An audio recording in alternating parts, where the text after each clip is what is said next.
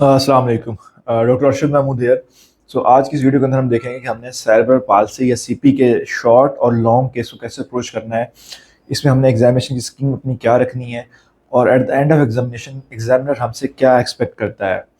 किसी भी शॉर्ट और लॉन्ग केस को जब आप डील कर रहे होते हैं या परफॉर्म कर रहे होते हैं, जब तक आपके माइंड में क्लैरिटी ना हो कि मैंने इस एग्जामिनेशन में कैसे कैसे इसको आगे लेकर जाना है और एग्जामिनर मेरे से क्या क्वेश्चन पूछ सकता है, तो कभी भी आप उसको पास नहीं कर सकते। ये बुनियादी पास होने के लिए एक की है कि आपने एक स्कीम बनानी है। आपको पता होना चाहिए कि सीपी का अगर बच्चा आए तो मैंने ये चीज़ें ज़रूर देखनी है, मैंने इन क्वेश्चंस का आंसर मेरे माइंड में है जो एग्जामिनर मेरे से पूछ सकता है, तो डेफिनेटली आपका पास होना मस्ट है। अगर आप इस चीज़ आपके माइंड में ये चीज़ें नहीं है तो आपका पास होना मुश्किल है और डेफिनेटली एग्जामिनर के लिए पास करना भी मुश्किल हो जाएगा आपको। अगर आप पीडियाट्रिशियन हैं, पीडियाट्रिक रेजिडेंट हैं या फिर पीडियाट्रिक मेडिसिन में इंटरेस्टेड हैं, तो हमारा YouTube channel doctor Arshad Mahmood child specialist आपके लिए काफ़ी हेल्पफुल साबित होगा। आपने प्लेलिस्ट में जाना है और आपके अपनी इंटरेस्ट के अकॉर्डिंगली प्लेलिस्ट को देखना है। अगर आपको मेथड्स और क्लिनिकल एग्जामिनेशन में इंटरेस्ट है तो उसकी वीडियोस देखें। अगर आप स्पॉट डायग्नोसिस केस सीरीज़ देखना चाहते हैं तो पेशेंट के स्पॉट डायग्नोसिस की वीडियोस को चेक करें। अगर आप टॉक्स एग्जामिनेशन में अपीयर होना चाह रहे हैं तो टॉक्स की वीडियोस को देखें। अगर आप रेडियोलॉजी अपनी पीडियाट्रिक रेडियोलॉजी को बेहतर करना चाहते हैं तो पीडियाट्रिक रेडियोलॉजी की वीडियोस को देखें। अगर आप जो है लॉन्ग केसेस और शॉर्ट केसेस की स्कीम्स देखना चाहते हैं तो उसकी प्लेलिस्ट को खोलें और उसको देखें, तो डेफिनेटली ये चीज़ आपके लिए हेल्पफुल होगी और आपके लिए जो है अपनी पसंद की वीडियो चूज़ करना ईजी हो जाएगा। तो अब हम टॉपिक की तरफ आते हैं, that is approach to a short and long case of cerebral palsy. कि हमारी स्कीम क्या होनी चाहिए। सबसे पहले मैं बताता हूँ आपको कि एग्जामिनर आपसे एक्सपेक्ट क्या करता है कि आपने शॉर्ट या लॉन्ग केस में क्या चीज़ें पेशेंट में से लेनी है और आपने एग्जामिनर को बतानी है जो पास होने के लिए ज़रूरी होती हैं। तो सबसे पहली बात तो यह कि आपने एस्टेब्लिश करना है कि आपका बच्चा सेरेब्रल पाल्सी का केस है। उसके बाद आपने देखना है कि आपका बच्चा अगर सेरेब्रल पाल्सी है तो उसके अंदर सीपी की टाइप क्या है। फिर आपने देखना है कि आपके बच्चा अगर सेरेब्रल पाल्सी है और उसकी ये टाइप है तो आपने देखना है कि उसकी इटियोलॉजी क्या है, उसकी रीज़न क्या है सेरेब्रल पाल्सी की। फिर आपने देखना है इंपॉर्टेंटली कि आपके पेशेंट के अंदर अगर सीपी है वो, तो आपने उसकी डेवलपमेंटल एज निकालनी है, ग्रॉस डेवलपमेंटल एज उसकी क्या है, डेवलपमेंट असेसमेंट आपने उसकी करनी है।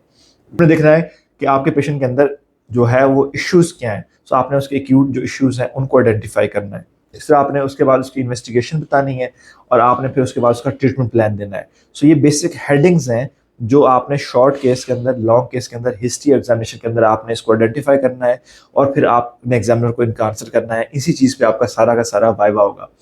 सो हम फर्स्ट पॉइंट की तरफ आते हैं कि क्या वाकई आपका बच्चा सेरेब्रल पाल्सी का केस है या कुछ और है। तो उसके लिए क्या क्राइटेरिया, उसके लिए क्राइटेरिया है सीपी की डेफिनेशन। सीपी की डेफिनेशन है कि it is a static encephalopathy which occurs because of some insult to immature or growing brain and it is a disorder of posture and movement। सो अगर आप तीनों चीज़ें आपकी पूरी होंगी, यानी स्टैटिक इंसेफेलोपैथी का होना, डिसऑर्डर ऑफ पोस्चर और मूवमेंट का होना और इंसल्ट टू ग्रोइंग और इमेच्योर ब्रेन का होना, तो आप अपने पेशेंट को सीपी लेबल कर सकते हैं। अब इनको हम डिटेल में देख लेते हैं।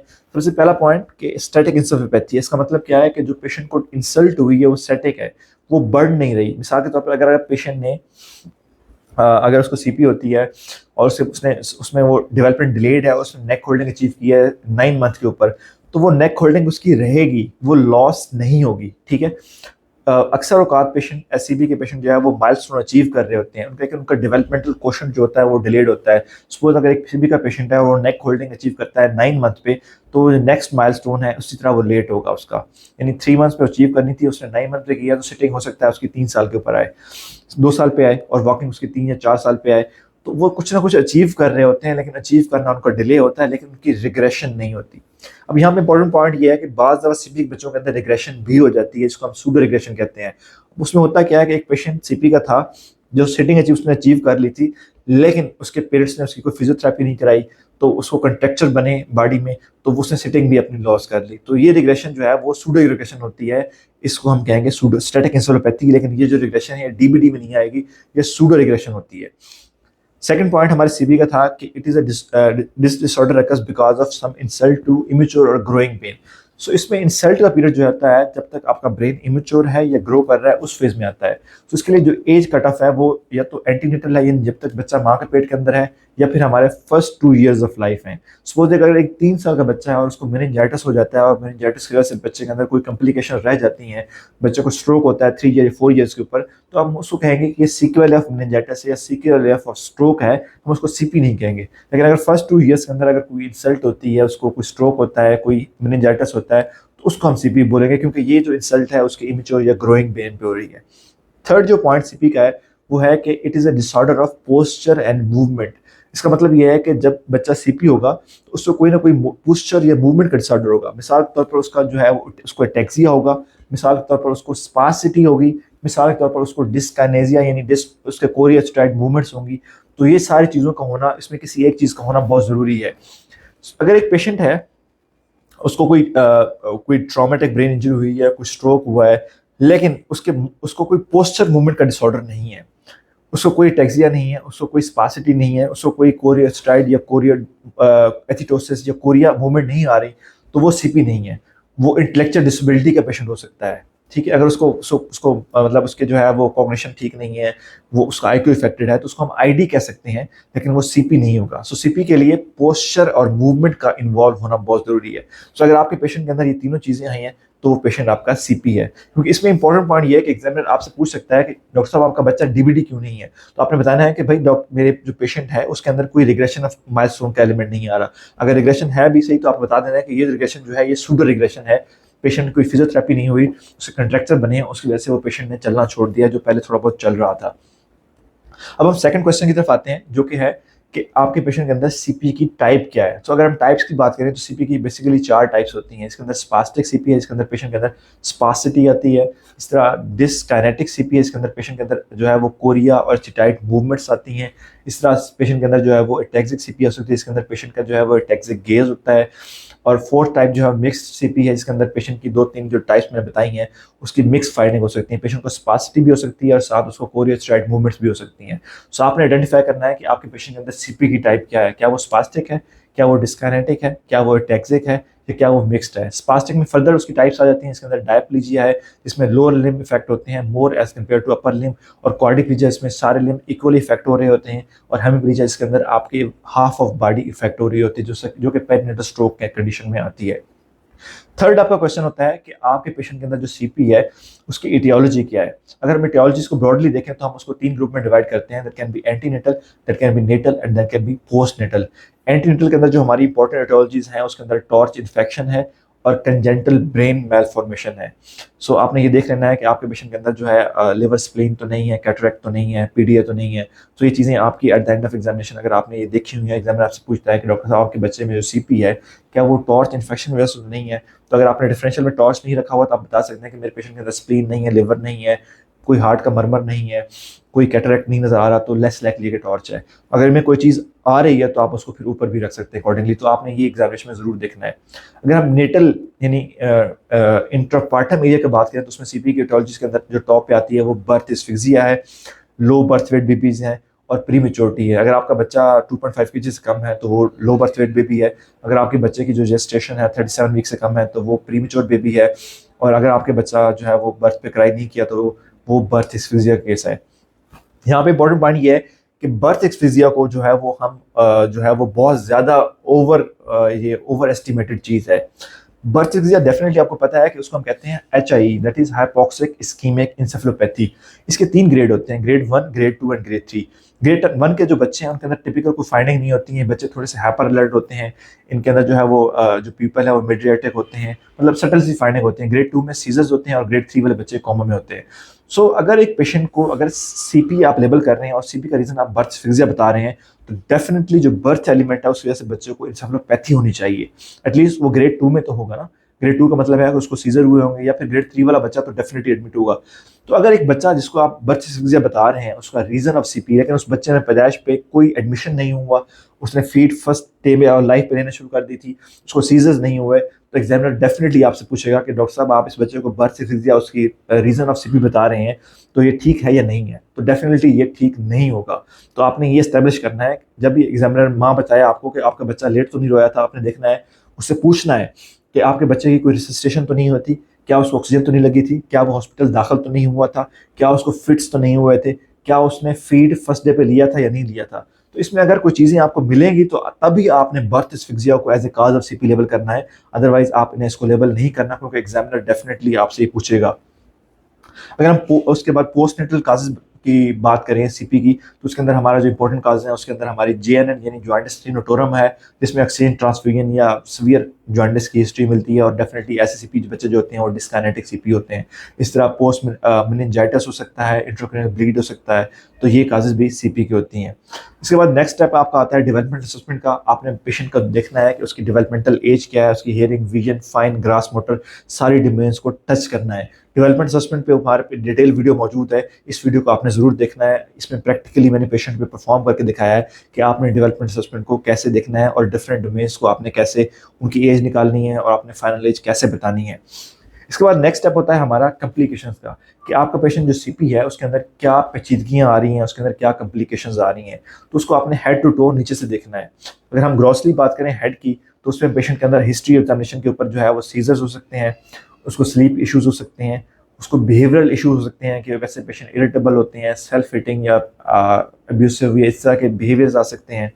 ऐसे पेशेंट में आपने देखना है कि उसको मैक्रोसेफली तो नहीं है, उसके सुचर प्रीमेच्योर क्लोज तो नहीं हो रहे, एग्जामिनेशन पे ये फाइंडिंग आपको मिलेगी, तो ये आपने हेड पे देखना है। उसके बाद हम आ जाते हैं आइज में, तो आइज में ऐसे पेशेंट के अंदर जो है आपको निस्टैग्मस मिल सकती है, स्क्विंट मिल सकता है, और अगर हम कंजेंटल टॉर्च इन्फेक्शन की बात करें तो आपको कैटरेक्ट भी मिल सकता है, तो आपने आई का एग्जामिनेशन डिटेल में करना है। अगर हम ओरोफेशियल की बात करें तो ऐसे पेशेंट के अंदर ओरल हाइजीन पुअर हो सकती है, उनको डेंटल केरीज हो सकते हैं, स्टोमाटाइटिस हो सकता है। इसी तरह ऐसे पेशेंट के अंदर सूडोबल्बर पाल्सी हो सकती है, तो उसमें उनको फीडिंग डिफिकल्टीज हो सकती हैं। अगर हम नीचे आए चेस्ट की बात करें तो ऐसे पेशेंट क्योंकि उनके अंदर रिकरेंट एस्पिरेशन होती हैं, तो एस्पिरेशन निमोनिया हो सकता है। अगर हम एब्डोमेन की बात करें तो ऐसे पेशेंट के अंदर चूंकि कॉन्स्टिपेशन रहती है, तो आपको फीकल मैसेज पल्पेट हो सकते हैं, और आपको जो है वो ब्लैडर भी पल्पेट हो सकता है अगर उन पेशेंट को न्यूरोजेनिक ब्लैडर है तो। अगर हम जनरल पेशेंट की ओवरलुक की बात करें तो ऐसे पेशेंट के अंदर जो है वो मेल न्यूट्रिशन हो सकती है, क्योंकि ऐसे पेशेंट को फीडिंग डिफिकल्टीज होती हैं और ये नेग्लेक्टेड चाइल्ड भी होते हैं, तो ऐसे बच्चे मेल रश भी हो सकते हैं। तो आपने मेल न्यूट्रिशन की सारी चीज़ें देखनी है, उसके साइंस देखने हैं। पेशेंट की बॉडी के ऊपर जो है वो स्पासिटी हो सकती है, रिजिडिटी हो सकती है, डिस्टोनिया हो सकते हैं, तो इन चीज़ों को आपने ऑब्जर्व करना है। पेशेंट के कंट्रैक्चर बन सकते हैं, अगर उसकी फिजियोथेरेपी नहीं की गई प्रॉपरली तो आपने कंट्रैक्चर के लिए पेशेंट को देखना है। कंट्रैक्चर जो है वो फिक्स डिफॉर्मिटी होती है, जबकि स्पासिटी में उसकी टोन ज़्यादा होती है, लेकिन आपके पेशेंट के लिम्ब को प्रॉपरली मूव कर सकते हैं। आपने देखना है पेशेंट के जो है वो कुछ कोई फ्रैक्चर्स तो नहीं हुए, बाद दफ़ा स्पासिटी इतनी ज़्यादा होती है कि पेशेंट के फ्रैक्चर्स हो सकते हैं। तो ये सारी चीज़ें आपने उसकी पेशेंट के अंदर देखनी है कम्प्लिकेशंस के पॉइंट ऑफ व्यू से। उसके बाद हम नेक्स्ट आ जाते हैं कि पेशेंट का आपने इन्वेस्टिगेशन क्या करानी है। सबसे पहले जब इन्वेस्टिगेशन पूछी जाती है तो स्टूडेंट्स कहते हैं कि हम इसका एमआरआई कराएंगे। अब ये चीज़ आपने ब्लंडर नहीं मारना। अगर तो आपके पेशेंट के अंदर आपने पेशेंट की हिस्ट्री दी और पेशेंट ने की मदर ने बताया कि बच्चा मेरा पैदाइश पर लेट रोया था, ये 10 दिन अस्पताल में रहा था, इसको झटके लगे थे, तो एमआरआई की कोई ज़रूरत नहीं है, क्योंकि आपको काज वहाँ पे पता है। अगर पेशेंट बताता है कि डॉक्टर साहब जब बच्चा पैदा हुआ था तो उसको जरकान था, उसका 2 दफ़ा खून चेंज हुआ है और बच्चे को डिस्काइनेटिक सीपी के सिम्टम आ रहे हैं, तो आपने एमआरआई नहीं बतानी। एमआरआई का कोई यूटिलाइजेशन नहीं है, क्योंकि एमआरआई से आपका आउटकम डिजीज़ का चेंज नहीं होगा। अगर एक बच्चा जिसको आपको बताता है कि डॉक्टर साहब मेरे बच्चे को फालिज हुआ था, एक साइड कमज़ोर हो गई थी, उसकी तब उम्र 1 साल थी, उस टाइम उसका एमआरआई हुआ था, उसके ऊपर डॉक्टर ने बताया था फालिज था, तो अब एमआरआई करवाने की ज़रूरत नहीं है अगर आपके बच्चे के अंदर हेमिप्लेजिक सीपी आ रही है, क्योंकि आपके पेशेंट की हिस्ट्री कोरिलेट कर रही है with the type of CP. लेकिन अगर एक ऐसा केस है जिसमें माँ बच्चे की बताती है कि डॉक्टर साहब मेरा हमल बिल्कुल ठीक रहा था, उसमें कोई मसला नहीं आया था, बच्चा जब पैदा हुआ था तो बिल्कुल टाइम पे रोया था, इसका वज़न नॉर्मल था और इसका जो है वज़न भी नॉर्मल था और ये टाइम पे पैदा हुआ था, और उसके बाद भी बच्चे को कोई मसला नहीं हुआ था, लेकिन बच्चा अपने माइलस्टोन अचीव नहीं कर रहा और साथ में उसको मूवमेंट का डिसऑर्डर भी आ रहा है, उसकी टोन भी ज़्यादा है, तो ऐसी सूरत में आपने एमआरआई एडवाइस करना है और आपकी इन्वेस्टिगेशन में एमआरआई इंपॉर्टेंट है, क्योंकि बाज़ दफ़ा कुछ कंडीशंस ऐसी होती हैं जो सीपी की मिमिक होती हैं, खासतौर पर कंजेंटल ब्रेन मैलफॉर्मेशंस, क्योंकि उनमें कोई आपको ऐसी हिस्ट्री नहीं मिलेगी, और इसी तरह कुछ डीवीडीज़ हैं जो कि बिल्कुल सीपी की तरह प्रेजेंट करती हैं, लाइक क्रेबिस डिजीज़, जिसमें बच्चा जो है वो सीपी लाइक प्रेजेंट करेगा, वो कोई माइलस्टोन अचीव नहीं करते और उनके अंदर स्पासिटी आती है, इरिटेबिलिटी आती है, एक्सेसिव क्राइनेस आती है। तो ऐसी सूरत में तो एमआरआई आपने एडवाइस कराना है, अदरवाइज आपने एडवाइस नहीं करना। सीटी को किसी सूरत में भी इन्वेस्टिगेशन ऑफ चॉइस नहीं है, सीटी जो है वो आपने कभी भी नहीं बताना सीपी की इन्वेस्टिगेशन के अंदर। उसके बाद आपने देखना है कि आपके बच्चे को करंटली इशू क्या है, क्या बच्चा आपका एस्पिरेशन नमूने की वजह से आया है, तो उसमें आपने उसका एक्सरे करवाना है और सीबीसी और ईएसआर करवाना है। और चेस्ट एक्सरे करवाना है। अगर आपका बच्चा किसी फीवर की वजह से आया तो आपने फीवर का उसका फोकस देखना है। मोस्टली ऐसे बच्चों के अंदर फीवर का फोकस जो है वो यूटीआई होता है, तो आपने यूरिन कंप्लीट एग्जामिनेशन कराना है।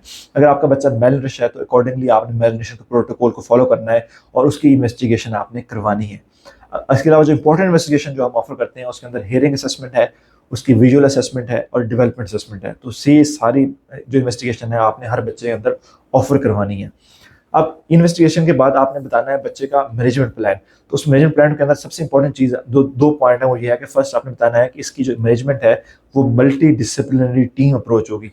तो उसमें आपने आप खुद को as a paediatrician team leader बनाना है, आपने पीडियाट्रिक न्यूरोलॉजिस्ट को इन्वॉल्व करना है, डेवलपमेंटल पीडियाट्रिशियन को इन्वॉल्व करना है, आपने ऑर्थोपेडिक सर्जन को इन्वॉल्व करना है, आपने फिजियोथेरेपिस्ट को इन्वॉल्व करना है, आपने ऑक्यूपेशनल थेरेपिस्ट को इन्वॉल्व करना है, न्यूट्रिशनिस्ट को इन्वॉल्व करना है, साइकोलॉजिस्ट को इन्वॉल्व करना है, सोशल मेडिकल ऑफिसर को साइको सोशल सपोर्ट के लिए इन्वॉल्व करना है, और ईएनटी और आई सर्जन को इन्वॉल्व करना है एज पर द नीड। तो सारे जब इन्वॉल्व होंगे तभी पेशेंट की एक प्रॉपर केयर होगी, और सारी टीम भी केयर करती है। जो पेशेंट की मैनेजमेंट है उसके अंदर उसके हमने एक तो एक्यूट इश्यूज को सेटल करना है। एक्यूट इश्यूज के अंदर बच्चे को जो है वो कोई एस्पिरेशन नमूनिया हो सकता है, यूटीआई हो सकता है, पेशेंट का जो है वो कोई भी सीजर्स हो सकते हैं, तो आपने उसको एड्रेस करना है और फिर आपने उसके अकॉर्डिंगली उसके इश्यूज को आपने नेक्स्ट मैनेज करना है। अगर उसको फिजियोथेरेपी की जरूरत है तो फिजियोथेरेपी करानी है, उसकी हेयरिंग असेसमेंट है, अगर इशू आ रहा है तो आपने हेयरिंग एड्स या कोक्लियर ट्रांसप्लांट करवाना है, आई में अगर उसकी ग्लासेस लगानी है, अगर उसको विजन इफेक्टेड है। इस तरह अगर उसको सीजर जरूर है तो आपने उसको न्यूरोलॉजिस्ट के साथ मिलकर एंटी कन्वर्सेंट मेडिसिन देनी है। तो मतलब उसके इशूज़ के अकॉर्डिंगली आपने पेशेंट को लेके चलना है। सो इस पेशेंट को अगर हम ये तो सारा इसकी डिटेल्स थी, आपने शॉर्ट केस को अप्रोच कैसे करना है। सो अप्रोच की अगर हम बात करें तो जब आपने पेशेंट को सबसे पहले उसको इंस्पेक्ट करना है, आपने देखना है पेशेंट के अंदर कोई डिस्मॉर्फिज्म तो नहीं है, क्योंकि अगर सिंड्रोमिक बच्चा होगा तो उसके अंदर आपको डिस्मॉर्फिज्म नजर आएगा। आपने देखना है पेशेंट को कोई स्पासिटी तो नहीं है, उसकी एब्नॉर्मल मूवमेंट तो नहीं है। कोरियोस्टाइट सीपीज में उसको एब्नॉर्मल मूवमेंट मिलेंगी। अगर स्पास्टिक सीपी है तो पेशेंट स्पास्टिक होगा, आपका कंट्रेक्चर हो सकते हैं। आपने ग्रॉसली देख लेना है पेशेंट को मेल न्यूट्रिशन के साइंस तो नहीं आ रहे, तो डेफिनेटली ये बच्चे मैनरिश होते हैं, तो आप देख सकते हैं कि पेशेंट का मसल बल्क कैसा है, और ये सारी चीज़ें आपको वहीं पे नजर आ रही हैं। आपने ग्रॉसली देख लेना है पेशेंट को एनजी तो नहीं पास, फोलिस तो नहीं पास, पेम्पर तो नहीं लगा हुआ, तो इससे पता चल जाता है कि आपका पेशेंट कितना डिपेंडेंट है। ठीक है, उसके बाद आपने पेशेंट का जो है मोटर सिस्टम एग्जामिनेशन करना है। उस मोटर सिस्टम एग्जामिनेशन कैसे करते हैं इसकी डिटेल वीडियो ऑलरेडी अपलोडेड है कि मोटर सिस्टम एग्जामिनेशन के स्टेप्स कैसे होते हैं, वो आपने देख लेनी है। उसके बाद आपने इसका एग्जामिनेशन देख लेना है। इंपॉर्टेंट चीज़ें जो सीपी में आपने देखनी है, जो आपने कभी मिस नहीं करनी है, उसके अंदर जो है वो ओएफसी उसका आपने कभी मिस नहीं करना। आपने 3 दफ़ा ओएफसी लेना है। उसकी जो है आपने उसकी आइज का एग्जामिनेशन जरूर करना है, उसमें निस्टैगमस है या फिर उसकी जो है वो स्क्विंट है वो देखना है। आपने उसके ओरल कैविटी का जरूर एग्जामिनेशन करना है, ओरल हाइजीन को चेक करना है। सूडोपल्पल पासी के लिए आपने देखना है कि ओरल कैविटी के अंदर कोई चीज़ जमा तो नहीं हुई, स्क्रीशंस जमा नहीं हुई। आपने चेस्ट को जरूर अस्कल्टेट करना है, देखना है कि उसकी जो चेस्ट के अंदर कोई स्पेशल नमूने का एलिमेंट तो नहीं है। एब्डोमेन को जरूर पल्पेट करना है कि उसके जो एब्डोमेन के अंदर कोई फीकल मैसेज या ब्लडर पल्पेबल तो नहीं है। आपने जो है उसके जो है वो न्यूट्रिशन स्टेटस कमेंट करना है। इस पेशेंट पर एक एग्जामिनर स्टूडेंट्स का क्वेश्चन ये होता है कि अगर पेशेंट के अंदर कंट्रैक्शन बने हुए हैं तो क्या हमने उसके रिफ्लेक्सेस करने हैं कि नहीं करने हैं। तो मेरा जवाब ये होता है कि आप उसके रिफ्लेक्सेस करें। अगर तो कंट्रैक्शन आपको मिल जाते हैं तो आप एग्जामिनर को बताएं कि रिफ्लेक्सेस एलिसिट नहीं हुए, reason can be because of these contractures. और दूसरा, बाज़ औक़ात ऐसे बच्चे इतने मैलनरिश होते हैं कि उनका मसल मैस ही नहीं होता, तो ऐसी केस में भी आपको रिफ्लेक्सेस नहीं मिलते। तो उसमें आप एग्जामिनर को एक्सप्लेन कर सकते हैं कि भाई मेरे पेशेंट के अंदर डीप टेंडर रिफ्लेक्सेस नहीं है। उसका रीज़न या तो कंट्रैक्चर हो सकता है अगर कंट्रैक्चर हैं तो, और अगर कंट्रैक्चर नहीं है तो उसका एक रीज़न जो है वो लो मसल मैस और या मसल बल्क का ना होना भी हो सकता है। डेफिनेटली उस सूरत में भी आपके जो डीप टेंडर रिफ्लेक्सेस हैं वो एलिसिट नहीं होंगे। ये कुछ इंपॉर्टेंट चीज़ें थी जो सीपी के पॉइंट ऑफ व्यू से आपको जो है वो उसके शॉर्ट और लॉन्ग केसेस में हेल्प करेंगी। तो इससे रिलेटेड दूसरी वीडियोस भी ज़रूर देखिएगा और दूसरों के साथ भी ये वीडियो ज़रूर शेयर कीजिएगा। Thank you.